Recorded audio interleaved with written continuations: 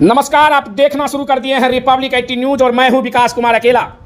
19 सितंबर 2025 को जन सुराज के कैंप कार्यालय में प्रेस कॉन्फ्रेंस करते हुए प्रशांत किशोर ने एनडीए के 4 बड़े नेताओं के खिलाफ भ्रष्टाचार के गंभीर आरोप लगाए।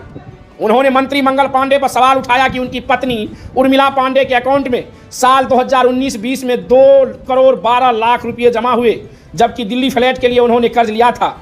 उप मुख्यमंत्री सम्राट चौधरी पर पीके ने आरोप लगाया कि उन्होंने नाम बदलकर जेल से बाहर निकला और चुनावी हलफनामे में उम्र व डिग्री को लेकर गलत जानकारी दी। जदयू नेता अशोक चौधरी पर भ्रष्टाचार का आरोप लगाया गया कि उन्होंने अपने पीए के नाम पर 23 कट्ठा जमीन खरीदी और बेटी की सगाई के बाद ट्रस्ट के माध्यम से सैकड़ों करोड़ की संपत्ति अर्जित की। प्रेस कॉन्फ्रेंस में प्रशांत किशोर ने और क्या कुछ कहा है, देखिए पूरी वीडियो में। एनडीए के दिलीप जायसवाल, मंगल पांडे, सम्राट चौधरी, अब आ जाइए यहाँ के भ्रष्टतम नेता सर्वदलीय अशोक चौधरी। माननीय मुख्यमंत्री नीतीश कुमार के दाहिने हाथ, इनका हालत देखिए। ये तो आदमी पूरे बिहार में रिकॉर्ड बना दिया भ्रष्टाचार का। हम लोग अभी तक सुनते आए हैं कि लालू जी बेनामी प्रॉपर्टी खरीदते थे। अब इनका देखिए बेनामी प्रॉपर्टी का हालत। ये दस्तावेज इतना है कि जैसा मुन्ना जी बता रहे हैं कि समेटते समेटते हम लोग थक गए कि भाई कितना भेजोगे। हमने अब कह दिया भाई अब और जमीन का कागज मत भेजो। भाई साहब के एक पीए हैं, पीए थे दत्त साहब, योगेंद्र दत्त, नाम याद रखिए। अशोक चौधरी के पीए योगेंद्र दत्त 2019 में, जरा कागज निकालिए, 2019 में अशोक चौधरी जी ने 34 लाख रुपया में योगेंद्र दत्त के नाम पर विक्रम में 1 एकड़ जमीन, करीब 1 एकड़ जमीन, 0.7 एकड़, 23 कट्ठा जमीन इन्होंने खरीदा। 76 डिसमिल जमीन है जो 23-23.25 कट्ठा होता है, करीब 0.7 एकड़। विक्रम में 34 लाख में जमीन खरीदा गया योगेंद्र दत्त के नाम पर, जो उस समय अशोक चौधरी के पीए थे। अब सुनिए इसमें कहानी। 2 बरस के बाद दत्त साहब ने वो जमीन ट्रांसफर रजिस्ट्री कर दिया अशोक चौधरी के बेटी और अभी के सांसद शांभवी चौधरी के नाम पर 34 लाख रुपया में। इसका डीड है, ये डीड आपको जारी करेंगे, आप देख लीजिएगा। अब इसमें नई बात, अच्छी बात क्या है, नई बात क्या है? 34 लाख रुपया में जो दत्त साहब ने जमीन खरीदी थी और यहां रजिस्ट्रार ऑफिस में लिखा गया 34 लाख रुपए में दत्त बेच रहे हैं जमीन शांभवी चौधरी को। और एक दत्त साहब को पैसा कितना गया बैंक से? 10 लाख रुपया। वो बैंक का अकाउंट डिटेल है, जरा दीजिए, तारीख आपको बता देते हैं कि 2 साल के बाद जो जमीन अशोक चौधरी ने अपने पीए के नाम पर खरीदी थी, वही जमीन वापस 2 बरस के बाद अपने बेटी के नाम पर लिखवा लिया और 34 लाख के रुपए के जमीन के एवज में अशोक चौधरी ने दत्त साहब को 10 लाख रुपया बैंक से भेजा। यहां तक भी बात ठीक है भाई, ये कह सकते हैं कि हम बाद में पैसा दिए होंगे। इसी बीच इनकी बेटी चुनाव लड़ने चली गई तो इनकम टैक्स ने इनको नोटिस किया कि भाई आपकी जो प्रॉपर्टी है वो 34 लाख की है और बैंक में आप सिर्फ 10 लाख रुपया दिखा रहे हैं, बाकी का पैसा कहां है? तो 10 लाख जमीन इनकी रजिस्ट्री हुई है। उसके एक दिन बाद, तारीख नोट कर लीजिए, 20 फरवरी 2021 को 10 लाख रुपया इन्होंने अपने पीए के अकाउंट में डाला है। अकाउंट यहां पर डिटेल आपको दे देंगे। और 34 लाख रुपए का जमीन वापस इनसे ले लिया। जब इनकम टैक्स ने नोटिस रेज किया कि जमीन है 34 लाख का और अकाउंट में सिर्फ 10 लाख रुपया ही दिख रहा है, तो 4 बरस के बाद 27 अप्रैल 2025 को जमीन लिखवाया है 2021 में। इनका क्रेडिबिलिटी देखिए।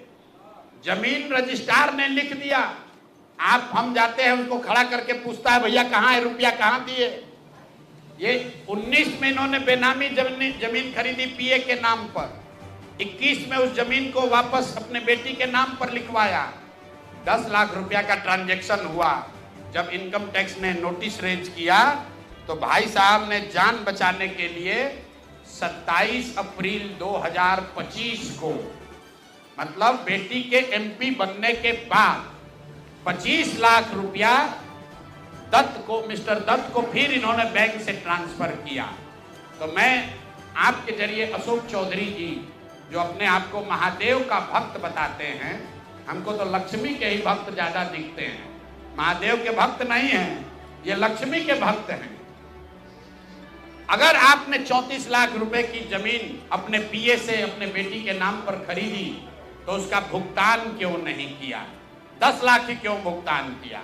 और अगर आप कहते हैं कि 10 लाख ही भुगतान तय हुआ था तो फिर बाद में 25 लाख रुपया 3 बरस के बाद इनकम टैक्स के नोटिस आने के बाद क्यों किया?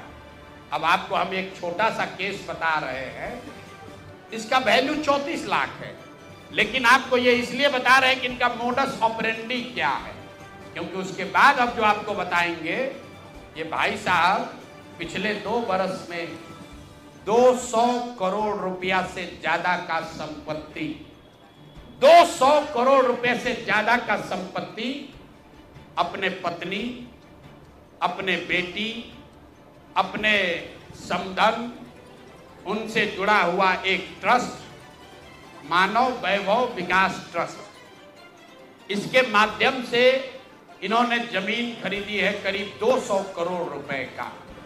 और सारा डीड, एक एक जिस दिन का ट्रांजैक्शन है वो सारा डीड आपको यहाँ पर, आप चाहे तो उसका फोटोकॉपी ले सकते हैं। मैं एक बात क्लियर कर लूं, यहाँ जो मानव वैभव विकास ट्रस्ट है, हमारे पास उसके खिलाफ सबूत नहीं है। हम ये बता रहे हैं कि जब इनकी बेटी का इंगेजमेंट हुआ है उसके बाद से अचानक से मानव विकास वैभव ट्रस्ट जो है, जो कुणाल साहब के परिवार से जुड़ा हुआ ट्रस्ट है और उसमें यहाँ के बड़े कुछ पदाधिकारी भी हैं, जियालाल आर्य बहुत ईमानदार व्यक्ति हैं, वो भी ट्रस्टी हैं। तो मैं आपके जरिए उनसे भी आग्रह करूंगा कि सर, आप तो जीवन भर ईमानदारी के लिए आपका नाम हम लोग जानते हैं, ये बताएं कि आपके ये न्यास के माध्यम से सैकड़ों करोड़ रुपए की जमीन कहां से खरीदी जा रही है, ये पैसा कहां से आ रहा है, ये पैसा कहां से आ रहा है?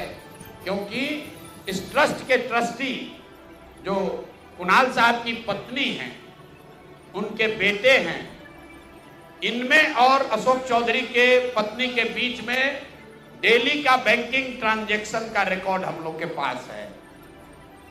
तो मैं अभी सिर्फ इतना ही आपको बता रहा हूं कि पिछले 2 वर्षों में जब अशोक चौधरी की बेटी की सगाई हो गई तो सगाई से शादी के बीच में 38 करोड़ रुपए की जमीन पटना में खरीदी गई है।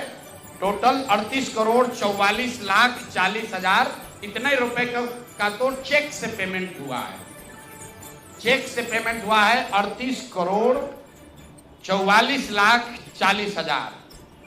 12/5/2022 को पहली जमीन ली गई 23 करोड़ 40 लाख 30 हजार में।